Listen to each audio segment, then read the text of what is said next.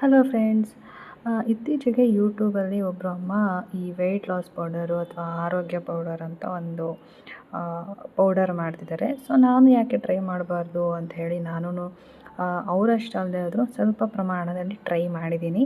ನೋಡಿ, ಈ ಥರ ಬಂದಿದೆ ಅದು.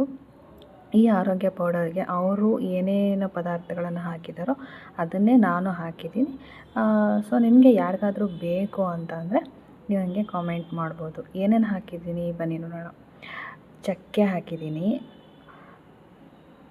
ಆಮೇಲೆ ಜೀರಿಗೆ, ಬೆಟ್ಟದ ನೆಲ್ಲಿಕಾಯಿ ಒಣಗಿರೋದು, ಮತ್ತು ಅಜ್ವಾನ, ಆಮೇಲೆ ಸೋಂಪು, ಮೆಂತ್ಯ ಕಾಳು, ಒಣಶುಂಠಿ, ಕಹಿ ಜೀರಿಗೆ, ಕರಿಬೇವಿನ ಎಲೆಗಳು, ಹಾಗೆಯೇ ಹಿಪ್ಪಲಿ ಅಂತಾರೆ ಇದಕ್ಕೆ, ಕಲಂಜಿ ಮತ್ತು ಅಗಸೆ ಬೀಜ.